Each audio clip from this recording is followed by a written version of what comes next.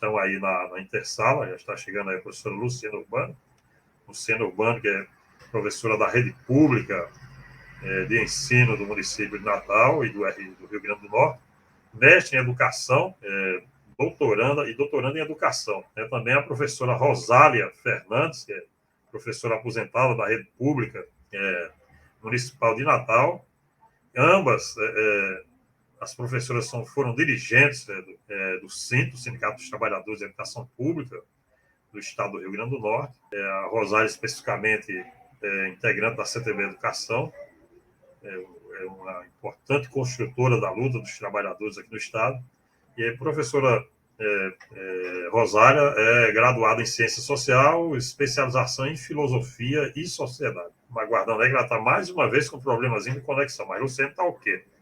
Está aí na sala, enquanto ela resolve aí esse problema de conexão, vamos aqui batendo papo aqui com o Luciano. E eu, como bem falei, muito me orgulho hoje, a gente está aqui precedendo o Dia dos Professores, que foi ontem, dia 15, e com essas duas potências, duas personalidades do mundo da educação aqui no nosso estado, que tem toda uma identidade, né, seja nas atividades sindicais, como na vida cotidiana, do ponto de vista de elaborar a educação aqui no estado do Rio Grande do Norte. Ser formadores de cidadãos e ter contribuído com a formação de tantas pessoas é importante aqui no nosso estado do Rio Grande do Norte. E muito nos orgulha também que a nossa bancada, assim como eu, sou também do ramo, né?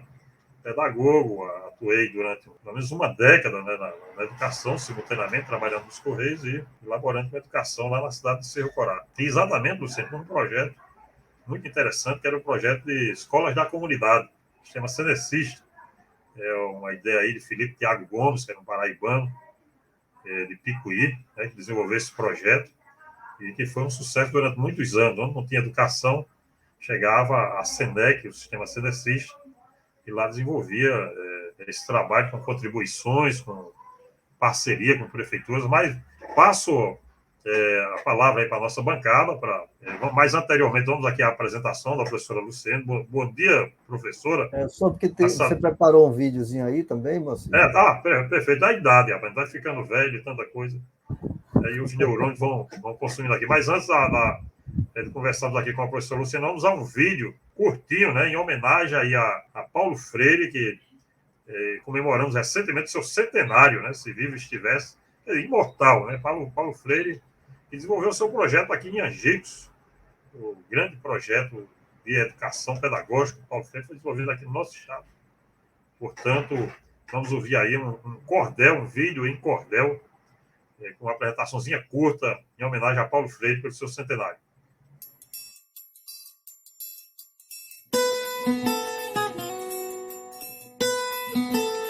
Eu vou contar a história de um ser conectivo. Em 19 de setembro, nasceu alguém criativo, que lutou a vida inteira, foi sempre prospectivo. O seu nome é Paulo Freire, sua vida tem memória, persistência na luta, clareza na trajetória.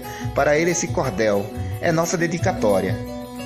Na cultura popular, aprendeu a ler o mundo. Sua obra promoveu o mergulho mais profundo. Ensinar e aprender é um trabalho fecundo. A sua pedagogia, cheia de amorosidade, é um ato de coragem e de politicidade. Não se faz educação sem paixão e sem verdade. Com o golpe militar, esteve preso e exilado por querer a educação de um povo explorado e por buscar justiça num país tão maltratado. Seu Brasil nunca esqueceu, fez projetos, resistiu, escreveu livros e versos que o mundo aplaudiu e foi na educação onde mais contribuiu. Num belo dia de sol, para a tristeza interromper, ao Brasil pôde voltar, seu país reaprender. Paulo Freire declarou, foi um lindo alvorecer. Nosso povo bem merece aprender e ensinar, consciência e educação, libertar e emancipar. Homenagear a Freire é educar para transformar. Seu legado nos ensina que cabe a todos nós aprender com a própria história, não calar a nossa voz. É assim que reinventamos Paulo Freire em todos nós.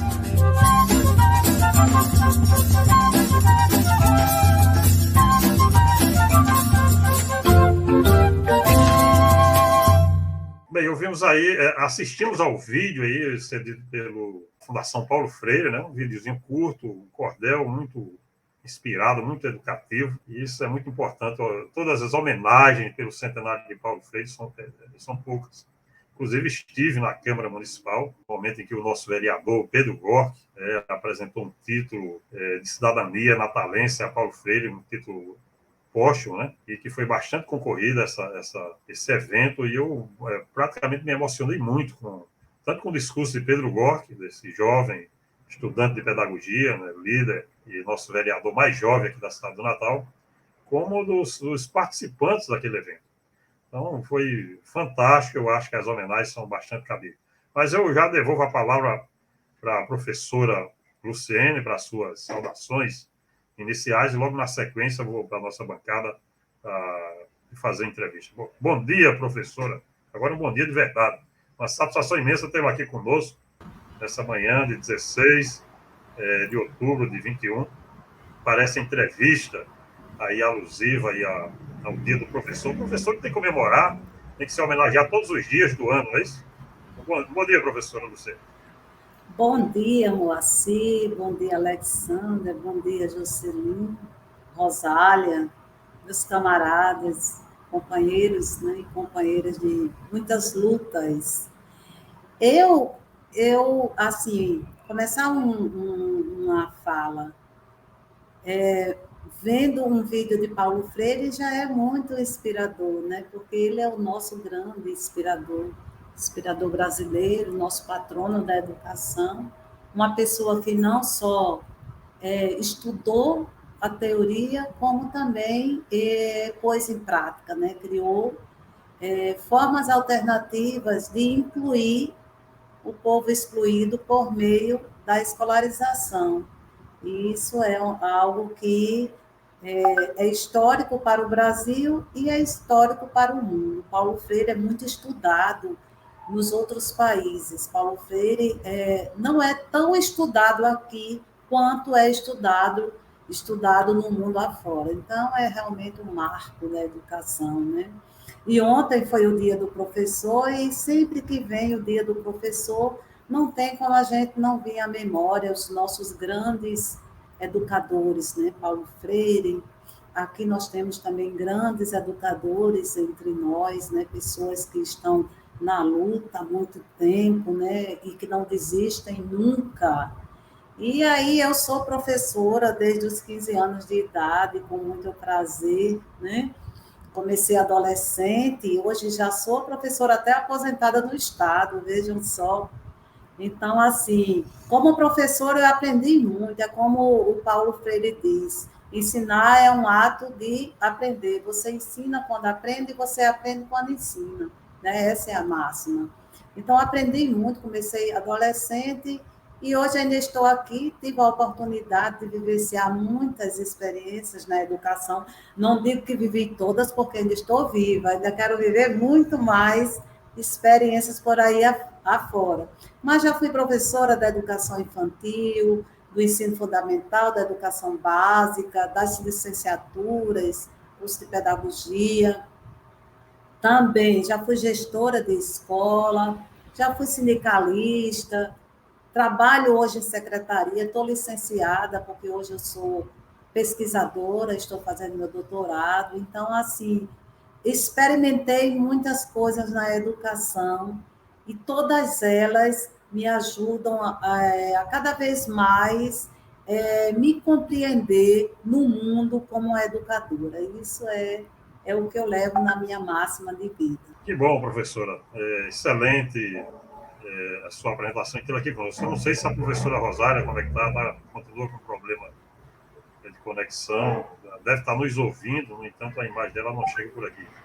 Enquanto resolve esse problema, vamos aqui com a nossa só imagem. Só imagem. Tá só o som, não? Eu não sei se ela Rosália, me escuta. você está na sala? Manda ela ver se ela fala aí. Mas vamos seguir, vamos prosseguir aqui com a nossa bancada. Se ela chegar, a gente faz a apresentação dela e dá continuidade.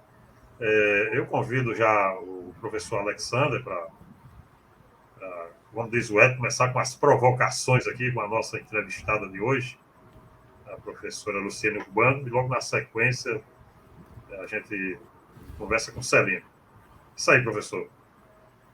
É muito bom, como disse, inspirador, como disse Luciene, começar esse bate-papo aqui falando de Paulo Freire, né? Inclusive eu vim com Paulo Freire aqui, em homenagem a essa Semana da Educação, né, do professor, né, do Dia do Professor, e apesar de todos os pesares, seguimos, né, posso dizer seguimos, porque afinal sou professor também, e na luta por uma educação de qualidade, né, pela valorização desse profissional que é tão importante para o nosso país. E aí, Luciene, eu queria ouvir, e tenho certeza que todos que nos acompanham aqui também, a sua avaliação dentro desse cenário, né, de tantos ataques, tanta adversidade nos últimos anos para a educação, não somente os professores, mas a educação de um modo geral. E para piorar a situação, nós tivemos aí o quadro da pandemia. E aí, como é que você vê, né, em perspectiva a nossa educação e como nós estamos aí com o Plano Nacional de Educação em vigor, né, é importante a gente destacar isso, nós temos um Plano Nacional de Educação, a Lei 13.005, de 2014, não é isso? E essa lei, que é um plano decenal, né, está em pleno vigor, portanto. Então, como é que você avalia, como é que está o andamento disso no nosso país, de modo geral? Eu quero começar me posicionando em relação a essa pergunta provocadora que vocês fizeram acerca do Dia do Professor, que aconteceu ontem, né? Dia do Professor, temos o que comemorar? Sim, na minha concepção, nós temos sim o que comemorar. Nós temos o que comemorar, apesar de. Então, nós temos o que comemorar, nós temos que comemorar a nossa resiliência, porque estamos diariamente superando os desafios que se apresentam no nosso trabalho. Essa é uma das características que é própria nossa, da nossa profissão de professor e de professora. Nós temos o que comemorar, sim, temos que comemorar esse nosso espírito reinventivo. Nos últimos 2 anos, como você bem falou, Alexandre, estamos vivendo num estado de anormalidade, vivendo o diferente, né? De março de 2020 até agora, nós estamos nos reinventando para dar conta de uma demanda que foi surgida com o estado da pandemia, que estamos vivendo desde o ano passado, né? Causado pelo coronavírus. E isso mudou, nos provocou, nos inquietou e nos fez ser utilizar dessa nossa capacidade de reinventores. Então, apesar da necessidade do distanciamento social para evitar o contágio do vírus e, como consequência desta, a introdução de aulas remotas, estamos nos superando a cada dia, nos adaptando às mudanças, fortalecendo a nossa capacidade de resiliência. Resiliência é uma das nossas características, dos professores e das professoras do Brasil. Este novo modelo de ensinar e aprender vieram acompanhado dos desafios de aprender a usar as ferramentas tecnológicas. Vejam bem, que antes elas eram apenas auxiliares didáticos do nosso fazer diário na sala de aula, nos processos de ensino, antes da pandemia. Mas hoje ela substitui o quadro de giz e outros recursos que utilizávamos nas aulas presenciais. O ambiente também da sala de aula passou a ser virtual, né? Tudo isso é muito novo para a gente.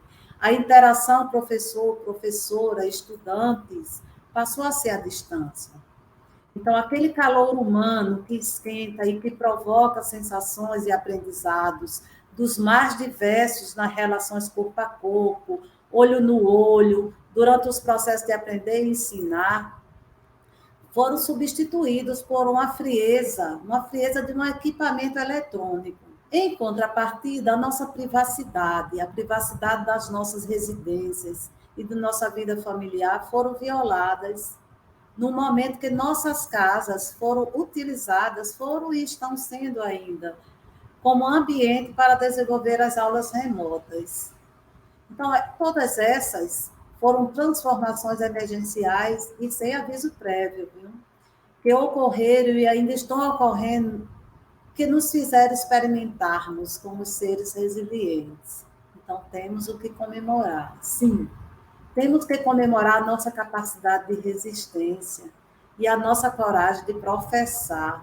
Professar no sentido da palavra professus, que vem do latim, se declarar em público no exercício da docência, mesmo com o nosso estado emocional abalado. Abalado, sim, porque somos seres humanos, né?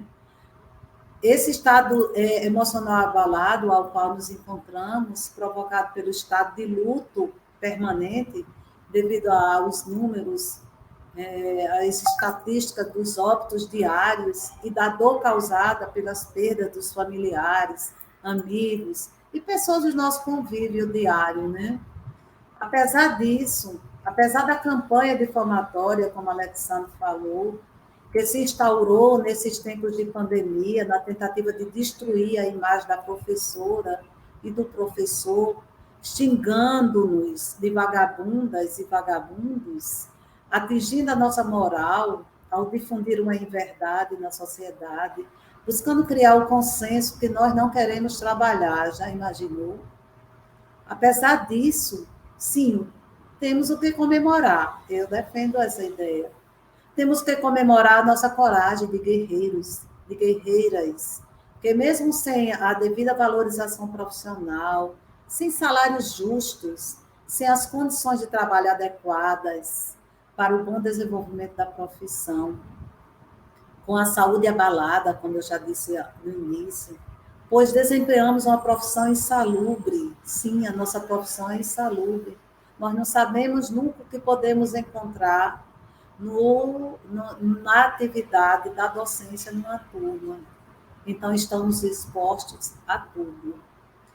Mesmo com essa profissão insalubre, com a campanha difamatória nas mídias, com dificuldades de adquirir as ferramentas tecnológicas necessárias para o trabalho remoto, tudo muito novo, novos equipamentos que temos que adquirir. Mesmo assim, encontramos alternativas concretas para mantermos a interação pedagógica com os nossos estudantes e com as nossas estudantes, minimizando o máximo que podemos e que podíamos os prejuízos na aprendizagem, porque não tem como a gente negar que não houve prejuízo na aprendizagem, não houve aula, né? Não houve aula presencial por um determinado tempo. E aí passamos a adotar o sistema de aulas remotas, aulas híbridas, mas o corpo a corpo, o olho no olho faz toda a diferença. Mas mesmo assim a gente se reinventou e conseguimos nos adentrar neste mundo virtual e à distância e interagir pedagogicamente com os nossos estudantes. Então, apesar de tudo isso, encontramos coragem. Coragem, como Paulo Freire diz, que ensinar é um ato de coragem. Então, coragem para continuar com o nosso ofício, mesmo com todas as pedras no caminho, mesmo com todos os óbitos, com todo o afeto que tomou conta da gente, o desânimo, o desespero, a desesperança, mas a gente continuou, a gente arranjou coragem, né? E essa coragem fez a gente continuar nos declarando publicamente na atividade cotidiana de ensinar algo a alguém, por meio do exercício da docência, que é o que nós mais sabemos fazer. Então, a profissão de professor e de professora encontra-se entre as mais antigas, mesmo antes da existência propriamente do termo professor e da existência da instituição escolar.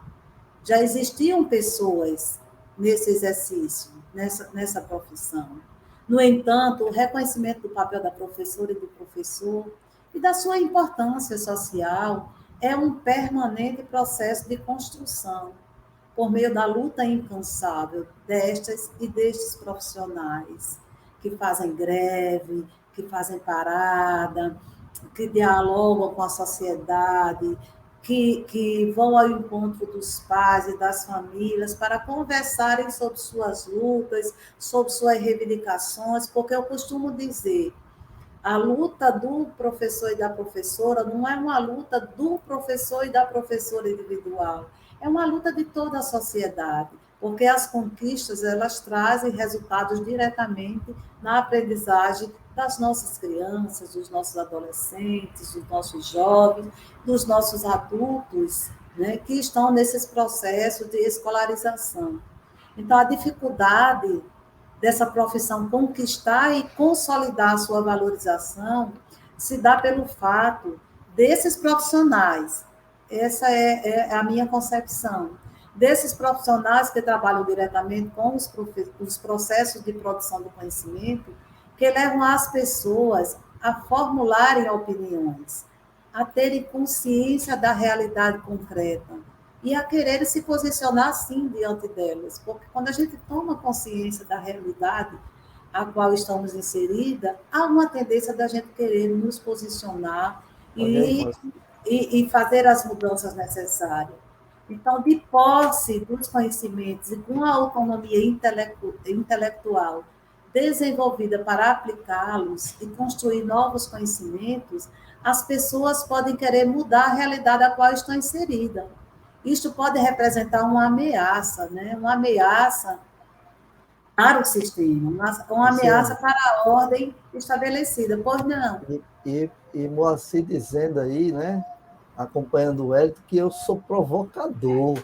Rapaz, depois desse monte de provocação aí, eu não tenho mais nenhuma provocação daqui a pouco a fazer. Ela está fazendo todas. Podem fazer, interrompam, porque isso aqui eu concluí as coisas que eu achava que eram muito bom, importantes serem ditas, mas vocês podem ir interrompendo. Bem, vocês estão acompanhando o programa 65 no Mundo do Trabalho, aqui pelo canal M65, pelo YouTube. Hoje temos a honra de estar entrevistando a brilhante professora Luciana Urbano, que nos brinda com essa sua entrevista, trazendo um conteúdo bastante pertinente, já que nós vivemos aqui o dia do professor, no dia de ontem, né? E, como eu disse no início do nosso programa, um dia que tem que ser comemorado todos os dias, né? Que o professor, ele é responsável pela formação de todos os outros profissionais, independente de área em que atue, né? Então, isso é um verdadeiro formador de cidadãos.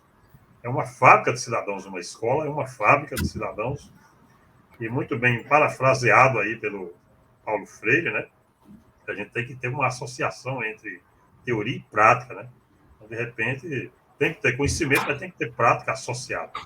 Então, vamos esperançar que tenhamos aí uma educação de futuro próspera, né? Que possamos, então, a exemplo do que a professora afirma, nós temos realmente que comemorar, usar muita luta no campo dos educadores e, consequentemente, essa resistência e resiliência é o que dignifica, né, o trabalho dos educadores. Celino Bezerra, eu convido para também fazer a sua provocação. Nós estamos aqui em provocações, né? A professora Luciana Urbano, nós já estamos aí, já passamos da metade do nosso programa e vamos aqui para ouvir aqui a nossa bancada, para desferir a sua pergunta, a sua indagação, explorar aí essa importante personalidade que está hoje conosco aqui. Parabéns pelo início depois da pergunta de Alexander, né? A Luciane, que tem uma trajetória educacional de muitos poucos, inclusive dessa bancada aqui, inclusive sendo mulher, né? Tem um currículo aí vasto. Isso nos orgulha enquanto está na mesma organização partidária, também no campo das ideias, que é um raio das ideias que nós comungamos em avançar a sociedade. Isso dentro do ponto de vista pedagógico, como também do ponto de vista, diríamos, moral, da dignidade, né? Dessa vontade de fazer com que a categoria de profissionais da educação sejam realmente dignamente remunerados. Essa é uma luta incansável que a própria Luciane faz parte dessa frente com nossa camarada Rosália. Mas, Luciane, a pergunta, antes da pergunta, lembrar dos grandes educadores, os que também deram grandes contribuições à educação brasileira. Eu posso aqui iniciar com o Marquês de Pombal, quando lutou em que a escola pública fosse laica. E não só, foi ele, naquele período, que estabeleceu a tributação de repasse para realmente que a educação e a rede de ensino brasileiro, em pleno monarquia, pudesse ter esse plano de distribuição para a educação brasileira em todos os estados já formados naquele período em plena monarquia.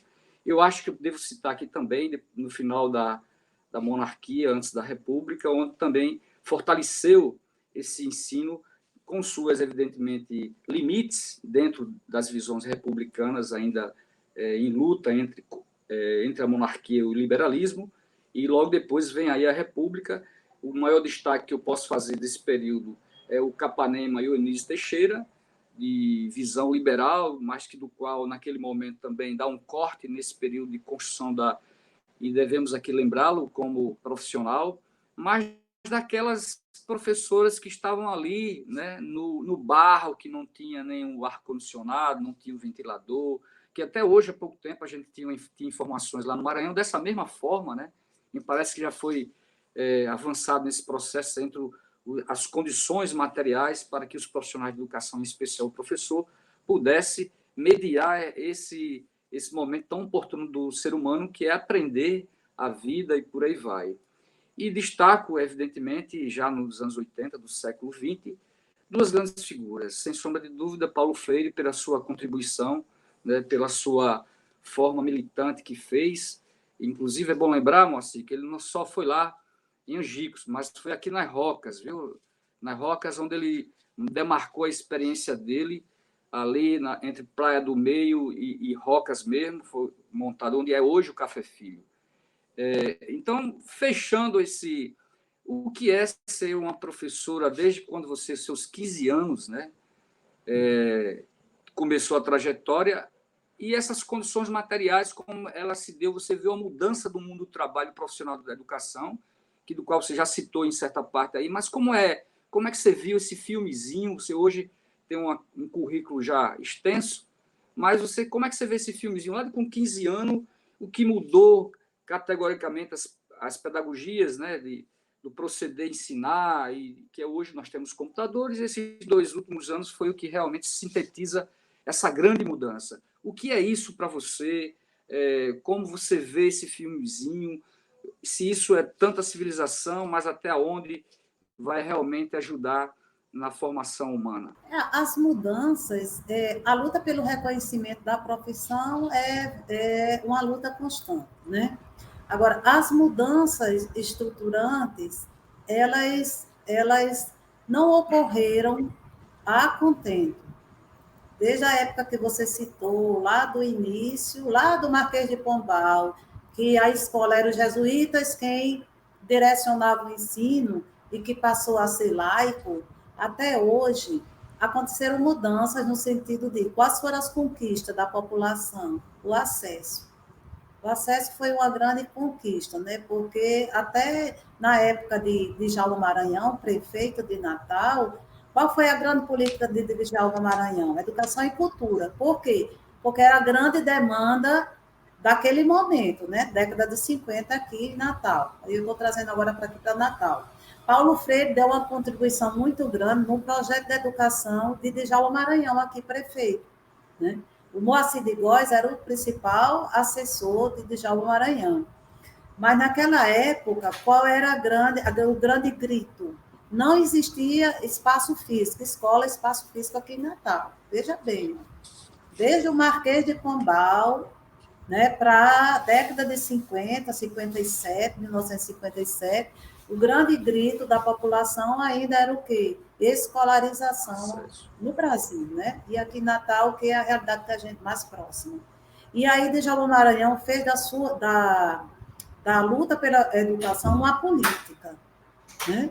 Mas aí, com o rompimento com a ditadura militar, no ano de 64, todo aquele movimento de educação democrática, participativa, dialógica, dos comitês dos bairros, comitê lá nas Rocas, comitê lá nas Quintas, né? Os comitês que se instalaram durante a campanha, a candidatura do do Djalma, porque o primeiro mandato dele ele foi indicado pelo governador, mas já o segundo mandato dele foi por meio de eleição mesmo e referendando todo o legado que ele já tinha feito no primeiro mandato. Então, Djalma Maranhão, ele instaurou um processo democrático de educação, sendo que em 64, com o golpe militar, ele foi destituído e ele se exilou no Chile, não é isso?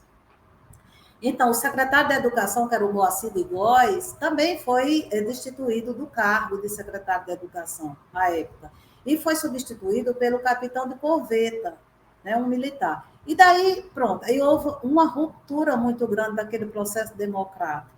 Então, nós temos ações pontuais que mostram determinados avanços na educação e na valorização das professoras e dos professores enquanto profissões. Mas as mudanças, elas devem se dar em forma estruturantes. Enquanto elas não se derem de forma estruturante, vão ser ações pontuais de governos. Né? Nós vimos a questão da inclusão nas universidades, por exemplo, dos jovens pobres, das meninas e dos meninos, dos adolescentes, tendo direito de fazer a universidade pública, A minha filha, por exemplo, entrou no curso de medicina por cota. Hoje ela está concluindo o curso de medicina, né? Foram oportunidades, políticas positivas que foram instauradas no governo de olhar progressista. Mas as mudanças estruturantes, elas só vão ocorrer com a mudança do modo de produção. Isso aí a gente pode vislumbrar planejamentos, projetos e políticas enquanto os governos progressistas se encontram naquele estado. Mas, com a saída deste, se a população não tiver bastante alimentada politicamente, feita uma educação política forte, de base mesmo, aí a coisa desanda. Então, voltando para a questão do meu fazer desde de 15 anos até hoje, eu não vejo muitas mudanças consistentes no sentido das condições de trabalho, não. Entendeu? Existe, assim, campanhas que os salários melhoram, outras campanhas que há o arroz salarial, como agora estamos há 2 anos no município de Natal, sem receber o piso, que é um direito, que é uma lei federal, que existe uma lei municipal que resguarda esse direito, que existe o dinheiro, o recurso público, mas que esse piso não chega no nosso salário, não é transformado em salário, a ponto de ter sobrado recurso no ano passado e esse direito que era para ser aplicado em forma de piso foi rateado no final do ano, em forma de rateio, que não é salário, que a gente não precisa de migalhas, né? A gente quer a dignidade, a gente quer salários justos. Mas voltando para a minha pauta, então a dificuldade, que essa é a pauta de Rosália, eu não quero entrar na pauta dela, então a dificuldade dessa profissão conquistar e consolidar a sua valorização se dá pelo fato, aí é uma defesa minha, de ser profissionais que trabalham diretamente com os processos de produção de conhecimentos. E esses processos levam as pessoas a formarem opiniões, a terem consciência da realidade concreta e a querer se posicionar diante delas. Então, de posse dos conhecimentos e com a autonomia intelectual desenvolvida para aplicá-los e construir novos conhecimentos, as pessoas podem querer mudar a realidade a qual estão inseridas. E isso pode representar uma ameaça para o sistema, para a ordem estabelecida. Assim, não valorizar as professoras e os professores com salários justos, negando as condições adequadas para o seu bom desempenho e o não investimento na sua formação permanente, são estratégias utilizadas pelo sistema. Para quê? Para impedir o sucesso no desenvolvimento profissional, forçando os professores e as professoras a assumir 2 ou mais jornadas diárias de trabalho, para atender às suas necessidades básicas vitais. Eu fui vítima disso. E eu não sou a exceção. Eu sou parte da maioria dos professores que a vida toda tem que trabalhar 2, 3 jornadas diárias para ter o mínimo necessário para atender às suas necessidades vitais. Então, sem os recursos para suprir as necessidades básicas, como saúde, moradia, lazer, entre outros, e sem o acesso aos bens culturais necessários para viajar, ir ao teatro, ir ao cinema, comprar livros, sim, Isso não é luxo, isso é uma necessidade, né? Entre outras coisas, sem tempo para pensar a sua prática. Veja bem, Paulo Freire diz, o professor é um pesquisador, né? Como é que a gente vai ser um pesquisador se não sobra tempo para a gente pensar a nossa prática, né? Então, e a exaustão das múltiplas jornadas de trabalho. Esses e Nem essas incentivo, profissionais... né? Oi? Nem incentivo, Nem incentivo para exatamente. pesquisa. Não existe. Agora, como vocês acabaram de anunciar, houve cortes. Então, é uma política que está se instaurando mesmo de negação à educação, de negação à pesquisa, de negação ao ensino, à qualidade. Então, é fazer de qualquer jeito, de qualquer forma, só para constar como um protocolo, entendeu? Luciane, Pois não. como, como a gente percebeu aí, né, moça, que Rosália teve um problema e tal, queria trazer aqui um pouco desse debate com você. Celino fez uma coisa muito importante, né, que foi buscar historiar aí, fazer esse debate, e apesar de tudo, Faltou como você falar de falou no Dermeval início, Saviani, eu esqueci, desculpe. Sim, Faltou falar de você Dermeval não Saviani, falou de mas Terminal que era, Saviani. eram pois os é, dois. Estava esperando, estava esperando. mas aí nós vimos como você falou no início, ao comemorar, apesar dos pesares, né, nós, se traçarmos uma linha, vamos ver que houve avanços, mesmo que limitados, né, na sua extensão. E aqui eu queria fazer uma ponte entre um desses avanços e essa situação que você aproveitar, pegar essa deixa que você colocou aí, dessa novela que eu me referi no início do nosso programa de hoje, aqui de Natal. Nós tivemos um evento, algo a comemorar, um fato importante a comemorar recentemente, que foi a aprovação do chamado Fundeb permanente, né, o novo Fundeb, como depois batizaram, e o impacto disso na educação, né, na valorização dos profissionais. E apesar disso, como é que se explica, por exemplo, a gente se encontrar nessa novela? Procede? Como é que é isso? Para a população entender. Peraí, foi aprovado mais recursos para a educação, para a valorização dos professores, e os professores estão ameaçando talvez fazer até uma greve, porque não estão tendo seus direitos, a atualização salarial respeitada. A greve, eu costumo dizer, a greve é uma ferramenta de luta. Ela não é a única ferramenta de luta, ela é a última ferramenta que o trabalhador utiliza quando as negociações chegam à exaustão e não se tem avanço. Então, era desnecessário, na minha concepção, chegarmos a esse momento de indicativo de greve, porque a prefeitura tem o recurso, anunciou que tinha. Então, Perdão, não era Luciene, necessário. perdão interromper, eu só queria Não era fazer uma necessário. ponte também com o Oi? seguinte: ontem nós tivemos a informação que a governadora garantiu uma série de direitos e já garantiu o reajuste do próximo ano, que está aí, foi anunciado, na casa de 31%, para ativos e inativos. Você acha que isso, como ex-dirigente sindical, como alguém que trabalhou, né, atuou bastante, aproveite já, desculpe interromper, mas aproveitar para que você já aproveite a resposta e aborde isso. Isso pressiona o prefeito de Natal? Olha, eu creio que se o governo do Estado mostrou uma ação positiva e mostrou que é possível atender minimamente os trabalhadores, e é um órgão público, e a gente sabe que existe verba direcionada para a educação, e a gente tem conhecimento, por meio até da administração do município de Natal, que diz que há o recurso, então há todas as condições do prefeito pagar nossos direitos. Os professores, aí eu estou me comunicando com a sociedade agora, e as professoras do município não estão querendo nada além do que o município tem condições de dar. Primeiro, nós estamos querendo o cumprimento de um direito. E segundo, já foi nos provado que há o recurso.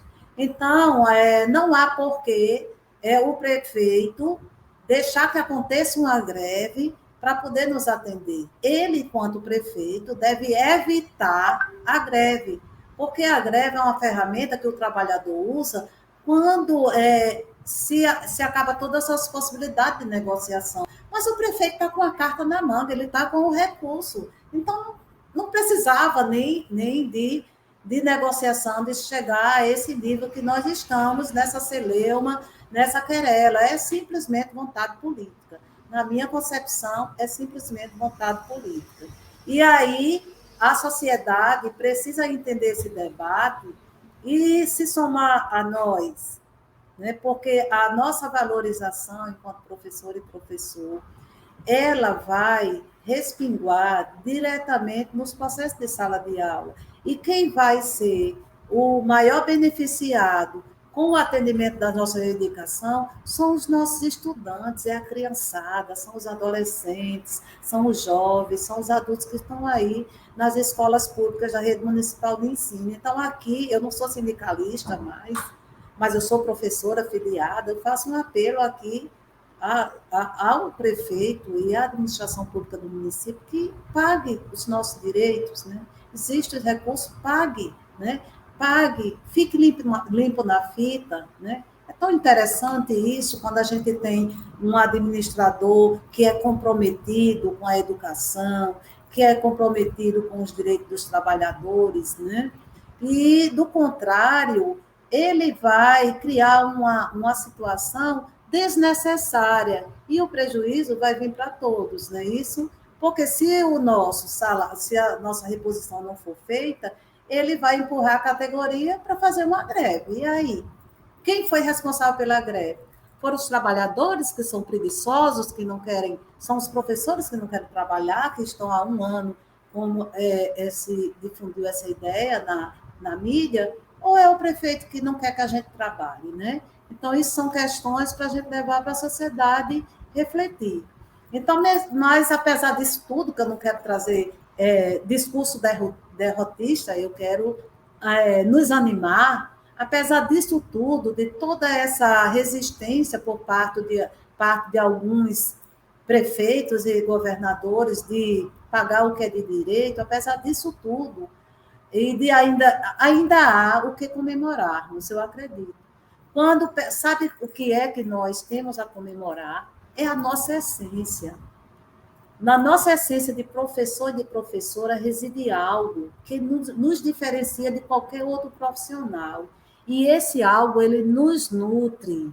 Ele nos nutre, por quê? Porque esse algo é a possibilidade que encontramos no exercício da nossa profissão, e aí não tem nenhuma outra, de problematizar a realidade, contribuindo para que as crianças, adolescentes, jovens e adultos percebam que podem ver algo além do que a vista alcança, que tem o direito e o dever de sonhar, de ter uma vida digna, de ser feliz. Essa é a essência que ninguém pode nos tomar. Ela nos é própria, é nossa, é da nossa profissão.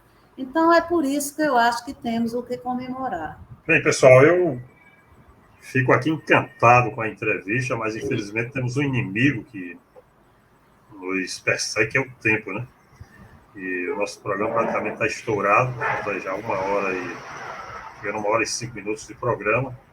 Eu quero aqui já ir agradecendo a nossa bancada pela brilhante contribuição desse magnífico programa, e que hoje memorizou aqui figuras importantes da educação brasileira, como Paulo Freire, Denerval Saviano, Moacir Gabotti, Moacir de Góes, aqui o ex-secretário de Educação do município, desse projeto que você não citou, que foi desenvolvido aqui nas Rocas também, de pé no chão também se aprende a ler, no governo de Djalma Maranhão, e resgatou, né, deu dignidade a muita gente, a muitos desprovidos de educação aqui no nosso município, um projeto brilhante. E como Anísio Teixeira e tantos outros que contribuíram para a educação brasileira, né? Isso, consequentemente, tem influência no mundo inteiro. Eu quero aqui, professora, já lhe convidar, e agradecendo, para que você faça suas considerações E já fica o convite aqui para que, no curto espaço de tempo, a gente possa lhe trazer mais uma vez aqui ao 65 no Mundo do Trabalho, para mais uma entrevista, porque ficamos assim com uma sede de alongar esse bate-papo. O papo é gostoso, é interessante, e evidentemente que se casa com o momento que estamos vivendo. Ontem foi 15 de outubro, dia do professor, e nesse momento de uma política negacionista, que você afirmou, de desinvestimento na educação, eu gostaria que nas suas conclusões você falasse o que pensar, como fazer para que o futuro possa ser diferente do que nós estamos vivendo nesse momento. Pois é, então eu que agradeço pela oportunidade de estar aqui conversando com a sociedade, conversando com esses camaradas tão valiosos, pessoas comprometidas, né, com a sociedade. E assim, para fechar, como a gente citou Dermeval e a gente não conseguiu fazer uma fala sobre ele, né, Juscelino?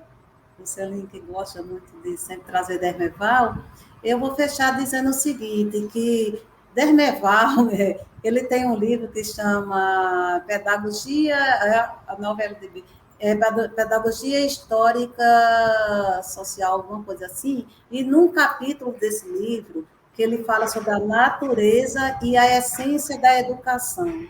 Aí ele fala sobre o trabalho, a categoria trabalho, e ele diz que o nosso trabalho de professor, ele se diferencia do outro trabalho material. O nosso trabalho é um trabalho, mas é um trabalho imaterial. Imaterial por quê? Porque na hora da produção e consumo ocorre simultaneamente. Diferente do outro trabalho, do trabalho material, que você produz para a pessoa ou alguém depois consumir. E no ato de ensinar e aprender, essa coisa se acontece, são indissociáveis, né? A produção do consumo. Então, enquanto o professor está ensinando, o aluno está consumindo aquele conhecimento e está refazendo, reformulando o conhecimento e produzindo novo conhecimento. É algo muito interessante, depois a gente pode debater mais sobre isso. Eu só tenho a agradecer. O nome da obra é do senso comum à pedagogia crítica, histórico-crítica. Exatamente, é o primeiro capítulo da natureza e essência da educação, alguma coisa assim. Então, é um texto interessante. Dermeval tem obras muito interessantes, também é um teórico muito comprometido com a educação, contribui muito.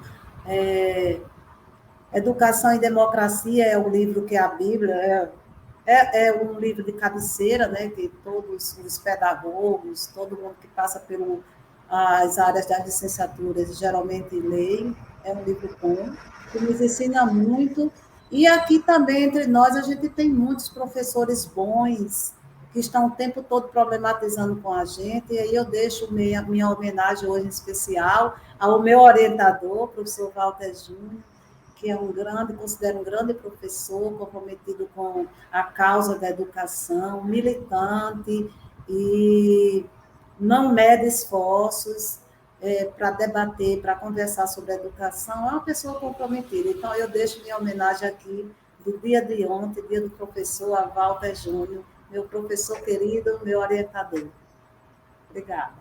Muito obrigado, professora Luciene Urbano, obrigado, Celino Bezerra, obrigado, Alexander Brito, e obrigado a todos os internautas que estiveram conosco até esse momento, acompanhando o nosso 65 no Mundo do Trabalho. Um beijão no coração de todos vocês, prometemos voltar próximo sábado com mais um 65 no Mundo do Trabalho aqui pelo YouTube. Um forte abraço, obrigado aí, Arthur Varela, nosso produtor desse programa, o camarada Albérico e o Felipe Lima, toda essa equipe que contribui com essa grande produção. Bom final de semana a todos, bom sábado, e que possamos nos encontrar em breve. Forte abraço.